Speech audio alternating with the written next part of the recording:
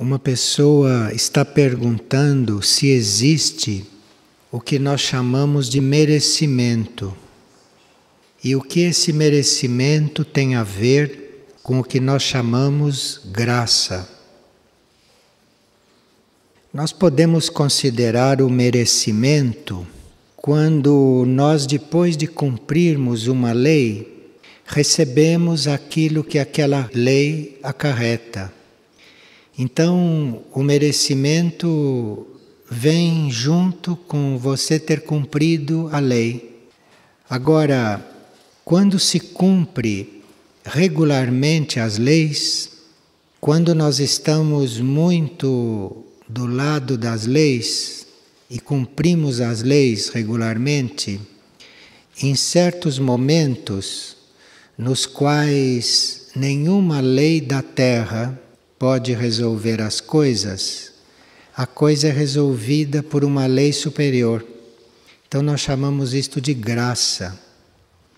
Mas para você poder ficar exposto a uma lei superior, exposto à graça, precisa que você tenha merecimento, isto é, precisa que você cumpra regularmente as leis conhecidas e que você já tenha recebido o retorno de tudo aquilo que aquelas leis acarretam. E uma pessoa pergunta o que é o medo. O medo é falta de contato com o eu interior. Quando nós começamos a fazer contato com o eu interior, os medos vão desaparecendo. E à medida que nós nos separamos do eu interior, os medos vão aumentando. A única cura para o medo é o contato com o eu interno. Porque o eu interno está numa dimensão e está num plano além destes planos aonde as coisas materiais funcionam. E quando nós entramos em contato com esta área nossa que não é material, nós saímos do âmbito do medo, saímos do âmbito destas leis materiais. Então o melhor remédio para o medo é você esquecer o medo e buscar o contato com o eu interno. E aqui há algumas pessoas que estão às voltas com trabalhos espirituais que são cobrados. E ela está perguntando se nós podemos ajudar os nossos semelhantes servindo de canal para estas energias que a gente aprende a canalizar através desses cursos que se paga. Nunca se soube que um curador verdadeiro tenha pago alguma coisa para se tornar curador. A energia é gratuita. A energia não tem nada a ver com pagamento, nem com retribuição e nem com interesse. E a lei diz o seguinte, que nós devemos dar de graça o que de graça recebemos. Então, todos estes cursos, esses trabalhos cobrados, se nós formos enquadrar nesta lei, a coisa fica muito clara. E uma pessoa pergunta se a fé é uma energia e como é que nós ativamos a fé. A fé é uma energia da alma. Então nós ativamos a fé quando nós buscamos o contato com a alma. A fé está lá dentro, dentro da alma. Todos nós temos fé. Acontece que não sabemos que temos fé porque vivemos no plano mental, no plano emocional e no plano etérico físico. E nesses planos a fé não existe. A fé existe na alma. Esta fé, esta energia que a alma contém, esta fé é uma certeza absoluta de ser vivo. Então quem tem fé não teme a morte, porque a morte não existe para quem tem fé. A fé é esta convicção profunda, é esta experiência de você ser vivo, Então, mesmo quando você está desencarnando, se você tem fé, você não pensa que está morrendo, porque isto está na alma. Então, se você tem fé, você já está em contato com esta coisa viva, que não tem nada a ver com a situação de estar desencarnando. Então, como se ativa esta fé, que é muito importante, porque se nós tivéssemos uma fé muito ativada na nossa consciência externa, nós não teríamos medo de coisa alguma, ou teríamos medo de bem pouca coisa. Então nós ativamos esta fé buscando a alma. Porque quando nós buscamos a alma, quando nós vamos ao encontro desse ser interno, quando nós buscamos esta nossa vida interior, o que nós recebemos é fé, porque isso está lá. E isto é essencial na vida externa. A vida externa sem fé deve ser muito árida e muito insegura. E uma pessoa sonhou que um cão veio ao seu encontro. Ela então acariciou o cão e pegou uma de suas patas. Quando ela tocou as patas do cão, elas se transformaram nas mãos de uma criança. E ela então pôde sentir as mãos daquela criança entre as suas mãos. Este sonho representa um animal que está na linha de se tornar humano. Porque o reino animal, de tanto em tanto, canaliza exemplares seus para o reino humano. Então, um cão que tem uma mão de uma criança é um cão que já está na linha de se humanizar. É um exemplar do reino animal que está para se individualizar e a partir daí entrar na linha humana. E aqui uma pessoa diz que quando o grupo do Rio foi fazer uma caminhada em volta do lago de Soim, aqui em Figueira, e quando eles pararam para entoar os mantras, esta pessoa viu que algumas pessoas que estavam ali cantando os mantras eram levadas pelos pés e banhadas dentro do lago. Isto nos planos sutis, naturalmente. E apesar de não estar ventando, se percebia um vento que passava e que rodopiava em torno de todos nós. Esse vento que a pessoa percebeu representava a energia que estava atraindo os corpos sutis destas pessoas para o banho de purificação. Então, enquanto este grupo estava ali, na beira do lago, cantando os mantras, o verdadeiro trabalho que acontecia era que os corpos sutis eram levados para dentro do lago, simbolicamente, para serem purificados. E esta pessoa então percebeu o que se passava. E sentiu esta força que levava esses corpos para dentro do lago, sentiu isto como um vento que estava ali em volta de todos. Isto acontece muito frequentemente naquele lugar. E uma pessoa está perguntando como é possível que a gente possa usar certas manifestações artísticas, principalmente as artes cênicas, para nós nos tornarmos um canal de serviço. Nós prestarmos serviço através das artes cênicas. E como viabilizar, através do teatro, a expansão e a expressão da consciência. Bem, o teatro teria sido uma coisa muito importante, mas ele perdeu o rumo logo no início. De forma que o que era para ser o teatro nunca aconteceu. O teatro era para ser uma estrutura na qual se desenvolvessem histórias evolutivas e na qual pessoas, indivíduos, passassem por um processo de desenvolvimento. Então o teatro era para ser uma atividade muito evolutiva, quando se fosse ao teatro, ali deveria acontecer um processo evolutivo a partir da história, da estrutura da história e da evolução dos personagens.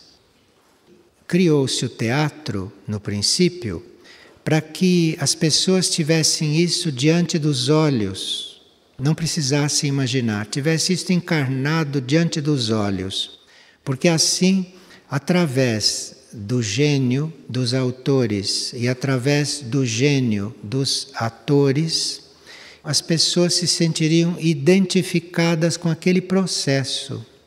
Então sairiam de uma função teatral, tanto quem estava assistindo como quem estava fazendo, sairiam dali elevados, passariam por um processo evolutivo.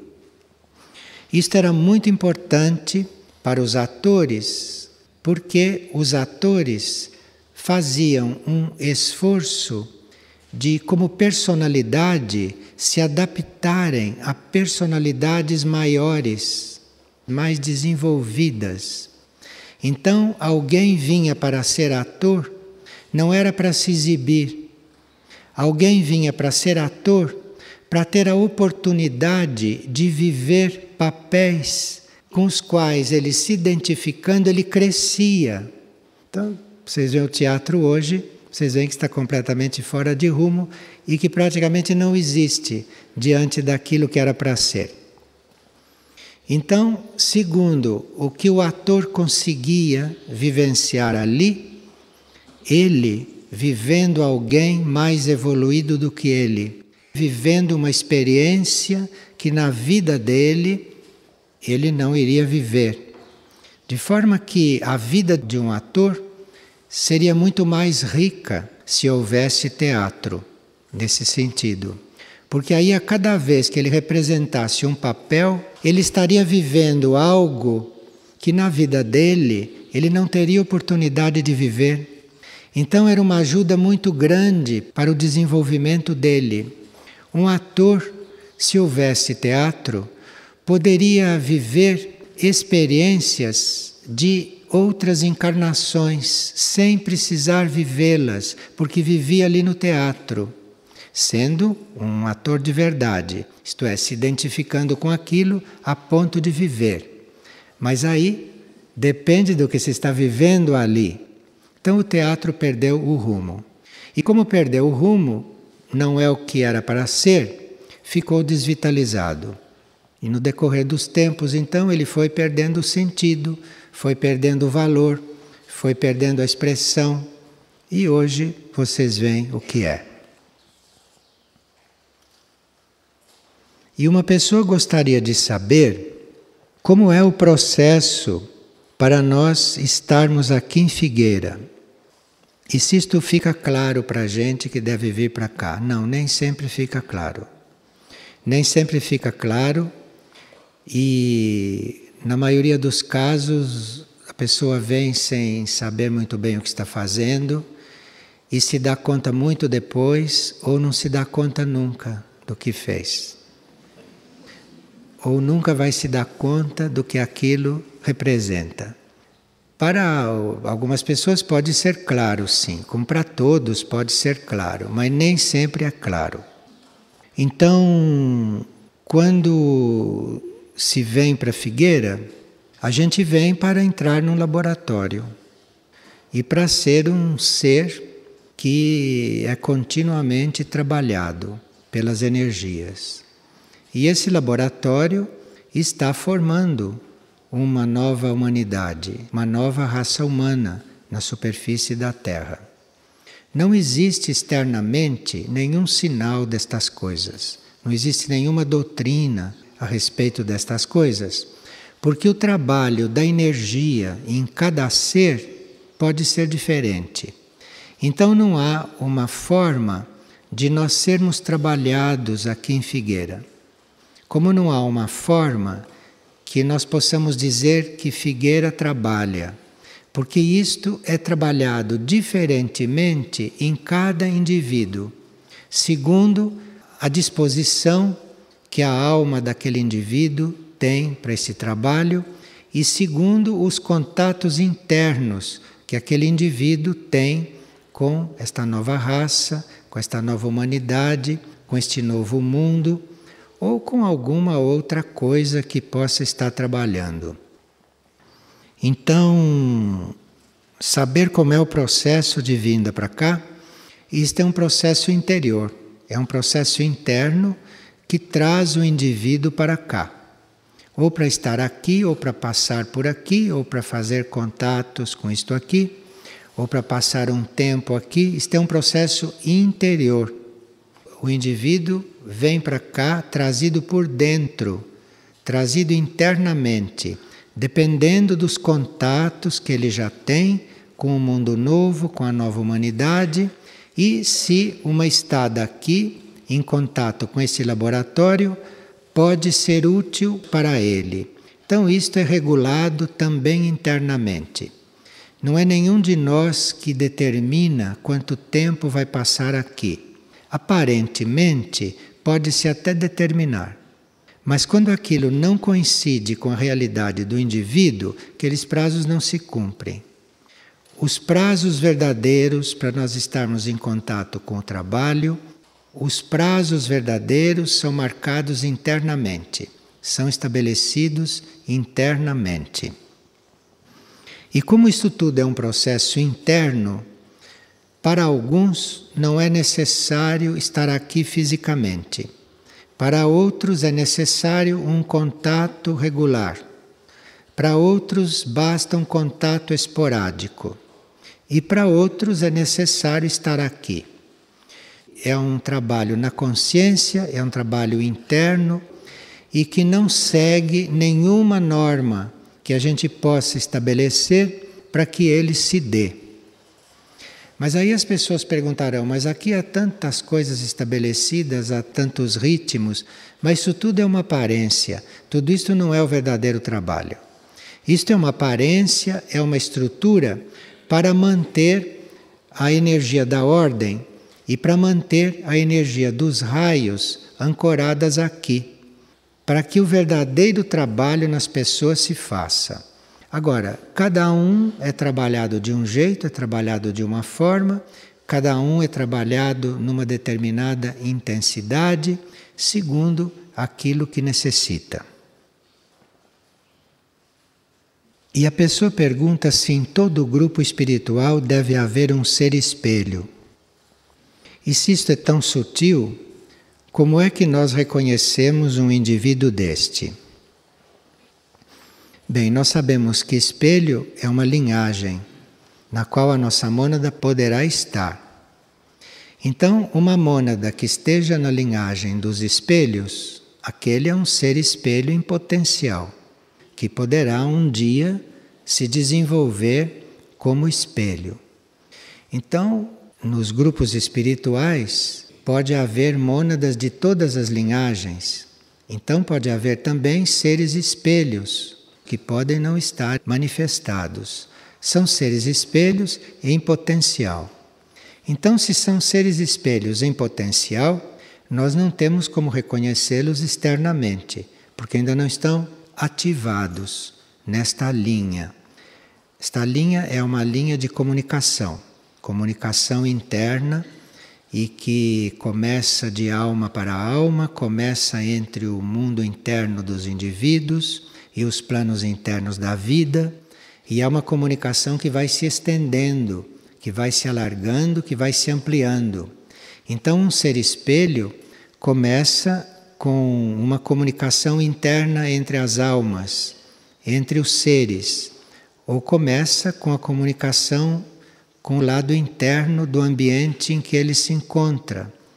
E depois, este espelho vai se ativando, esse espelho vai se desenvolvendo e a consciência deste ser entra numa comunicação maior, até chegar numa comunicação cósmica. Isto é uma linhagem e há mônadas que estão nesta linhagem, em diferentes graus de desenvolvimento.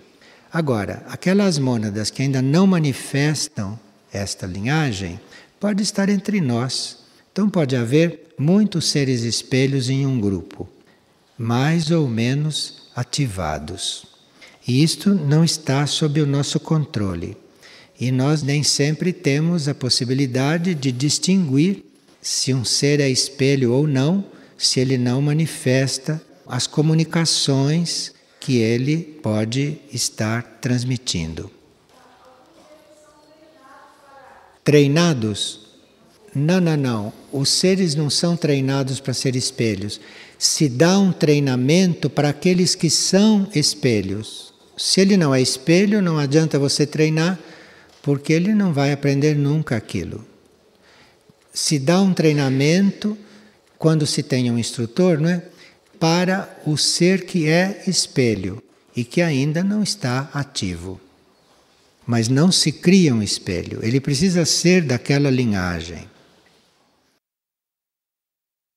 Agora, as linhagens são 7 e nós passamos pelas 7. Então, quando se diz que nós somos da linhagem dos espelhos, não quer dizer que a gente não vá ser também das outras, que a gente não vá desenvolver as outras. É que a gente vai desenvolvendo uma de cada vez, até que a mônada tenha estado no desenvolvimento de cada linhagem, ela pode então, depois, quando for uma mônada bem evoluída, sintetizar todas as linhagens. Aí ela pode já estar representando ou ativa em todas as linhagens. Bem, nós estamos hoje com uma reunião dos grupos de coral. Este cântico, Sinais, que está sendo preparado, ele diz que abençoado é o ensinamento profundo no ser. Então, está nos levando, está nos sugerindo, está nos estimulando a buscar o ensinamento interno, o ensinamento dentro de nós. E este ensinamento interno, esta fonte de conhecimento que existe em todos nós, quando nós percebemos, começamos a perceber isto é chamado de conhecimento direto. Porque esta fonte de conhecimento, ou este conhecimento que nós vamos buscar lá dentro de nós, não tem nada a ver com a educação que a gente recebeu, nem com a experiência que a gente já fez em todas as vidas, nem com o talento, não tem nada a ver com talento isto.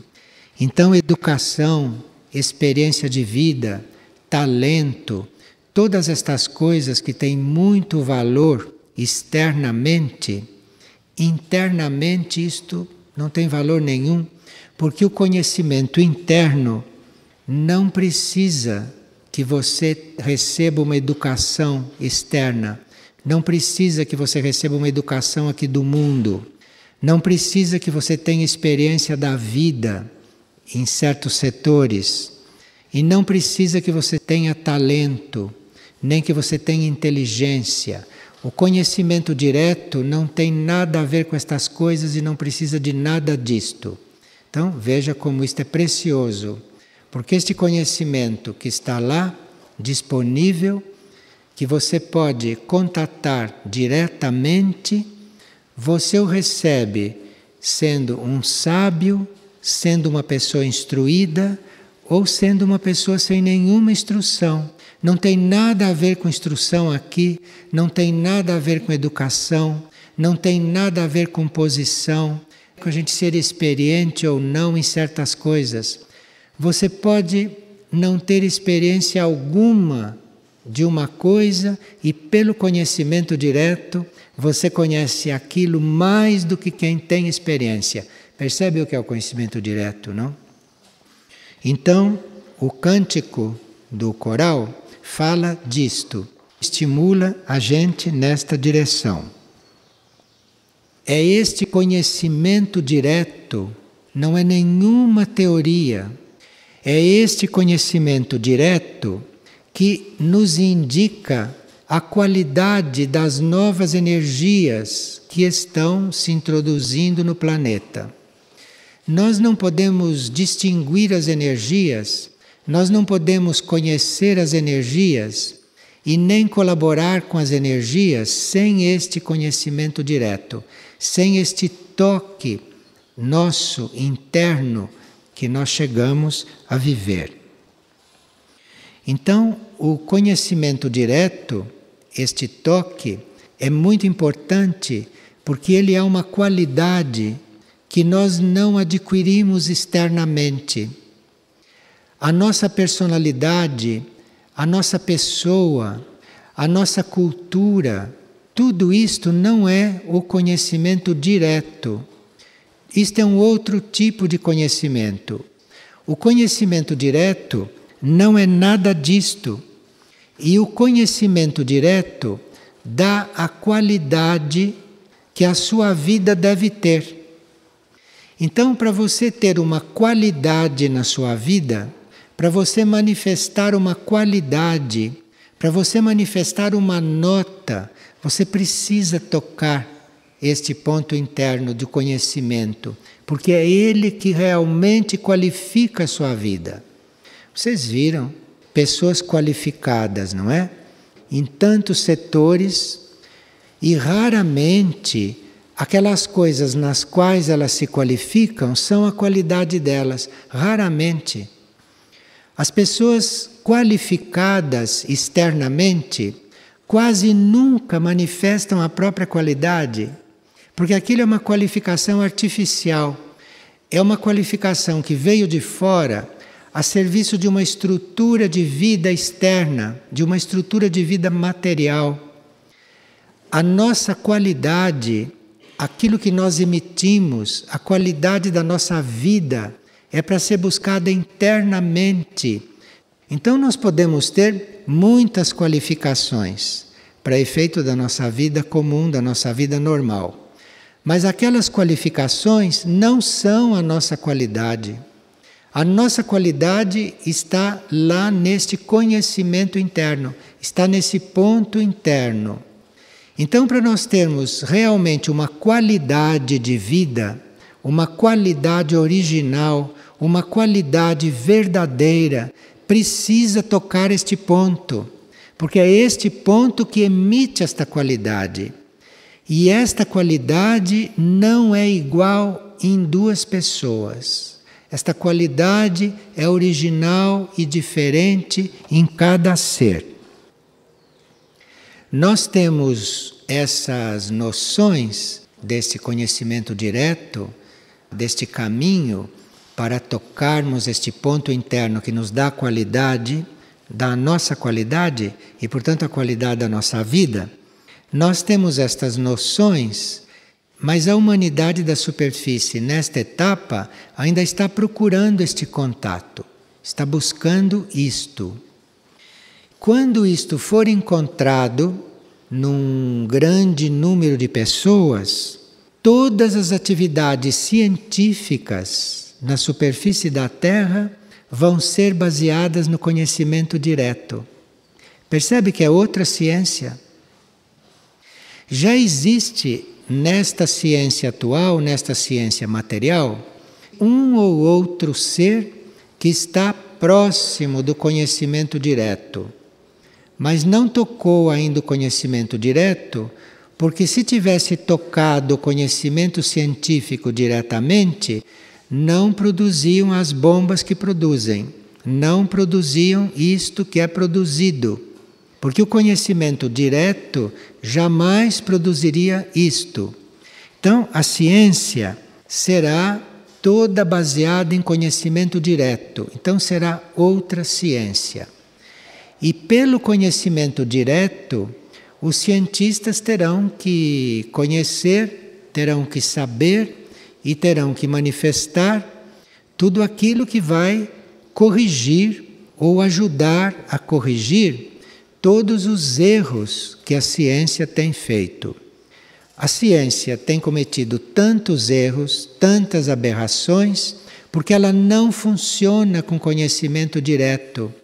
Ela funciona com conhecimento dedutivo, ela funciona com conhecimento teórico, com conhecimento analítico, com leis materiais, com conhecimento de leis materiais. Então ela cria tudo isto que cria, que são coisas que fazem bem para uma coisa e mal para outra. Isto quer dizer uma ciência que não tem conhecimento direto. Cada cientista, cada membro da ciência, deve tocar este seu centro interno e trazer de lá o conhecimento científico.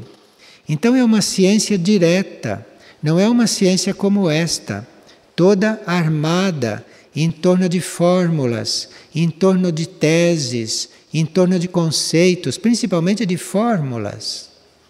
Ciência não é nada disto. Você, cada vez que toca o seu núcleo, você descobre o conhecimento. Se você toca uma segunda vez, não tem nenhuma fórmula a aplicar. Você toca uma segunda vez, é outro conhecimento, é outra coisa, é sempre novo. Então, a ciência deve ser assim, e é só assim que ela vai poder chegar a certos contatos. É só assim que ela vai poder chegar a outros planetas, que ela vai poder chegar a outros mundos. Então, nós para isto não precisamos eventualmente ser muito estudiosos, nem sermos muito ascetas, nem sermos muito fanáticos. Não precisa nada disto para o conhecimento direto. Para o conhecimento direto, você precisa ter esta graça de contatar o centro do teu ser. Então ali você vai conhecer aquilo que você precisa conhecer naquele momento, nem mais e nem menos. Tudo que vem deste conhecimento direto, ele é na exata medida que você pode compreender e que você tem condições de usar. Uma outra característica do conhecimento direto é que ele vem para teu uso. Você não tem um conhecimento direto para ensinar aos outros. Você tem o conhecimento direto para seu uso. E você usando aquele conhecimento, você se tornando aquele conhecimento, aí você vai poder passar aquilo que os outros precisam. Mas o conhecimento direto não é para os outros. Nós temos o conhecimento direto para nós, em princípio. Para nós. Nós precisamos daquele conhecimento. E aí, quando encontramos aquele conhecimento, quando o reconhecemos, estaremos aptos a tratar os outros, a viver. Estaremos aptos a dar uma qualidade original, uma qualidade na nossa vida que só nós podemos dar. Esse conhecimento traz responsabilidades no sentido de que ele é revelado. Ele foi revelado para você. É uma coisa que lhe foi dada, que lhe foi passada, então você fica responsável por aplicá-lo, por acolhê-lo, eventualmente por desenvolvê-lo. A diferença entre o conhecimento que nós recebemos até agora e o conhecimento direto, pode-se dar um exemplo. Todos nós já ouvimos falar em iniciação, não é? Todos nós já ouvimos falar em concentração. Todos nós já ouvimos falar em contemplação, não é mesmo? Todos nós já ouvimos falar em tudo isto.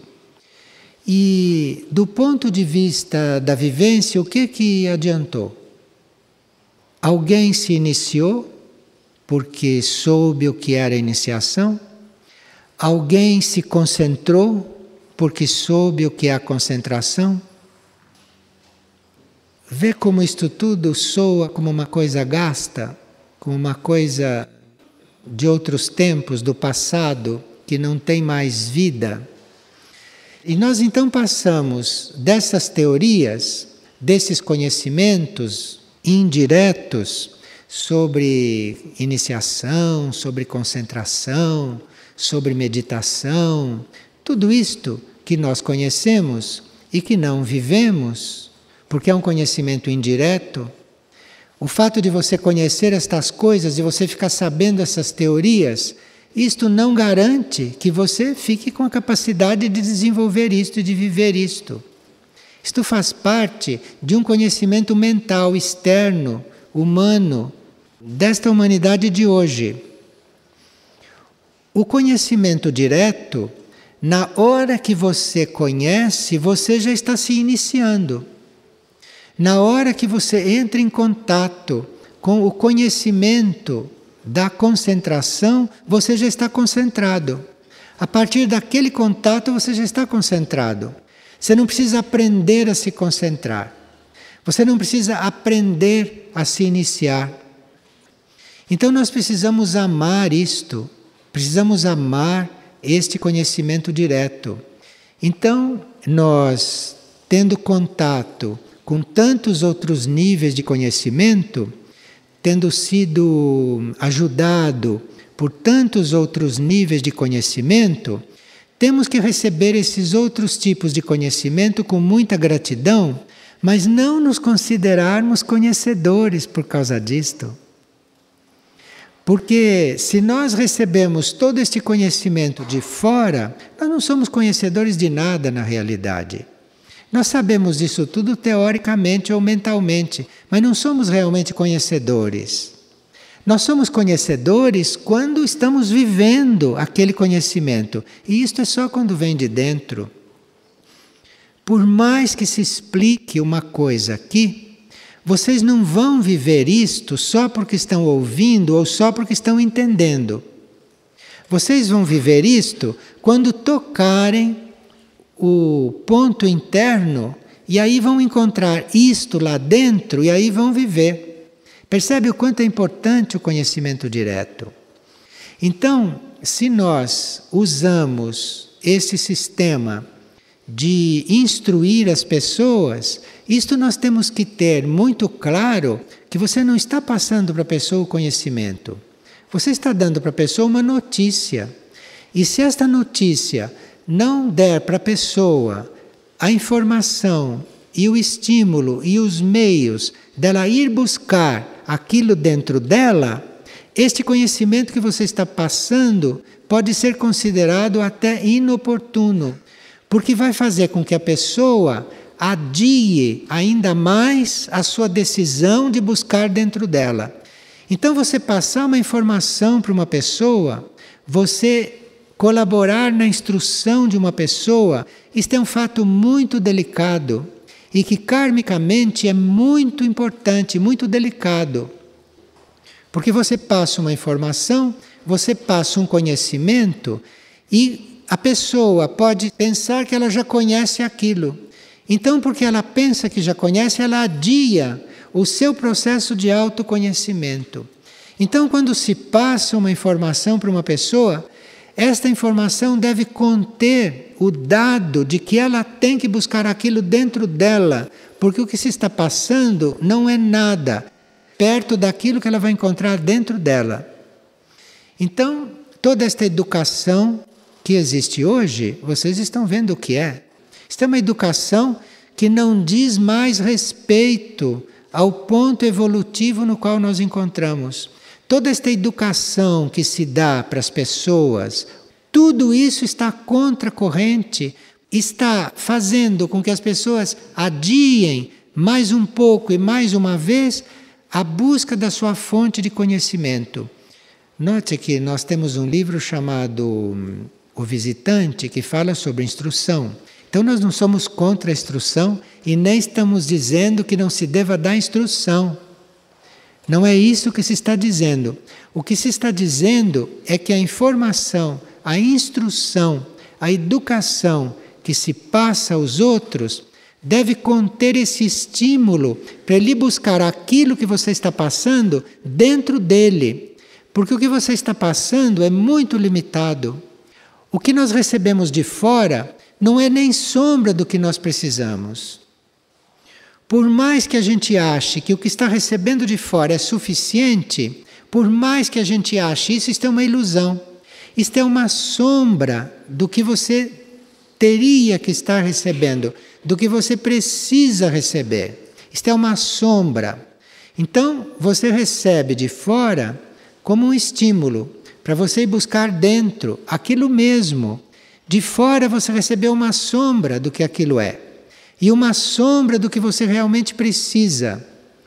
Então, nós recebemos a informação de que temos que buscar dentro, e as outras informações que recebemos são para nos estimular a ir ampliar este mundo do conhecimento, mas diretamente, e não nós ficarmos decorando enciclopédias, afogados em livros, porque dentro desta realidade bastaria um livro.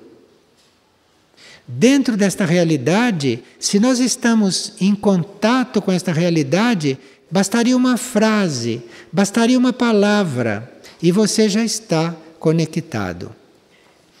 Então, esta difusão do conhecimento, esta difusão da informação, é muito necessária hoje, principalmente uma certa informação, mas sempre que a pessoa compreenda que ela precisa ir buscar aquilo dentro dela, porque aquilo que lhe foi passado dentro dela é outra coisa. Então ela precisa saber o que realmente é aquilo dentro dela. Então nós temos que ter muito cuidado com isto. E como o conhecimento direto precisa de simplicidade, porque imagine, se você vai chegar a tocar este ponto com complicação. Esse ponto você toca tão simplesmente que você nem percebe que tocou. Então, isto é muito simples, isto não é complicado.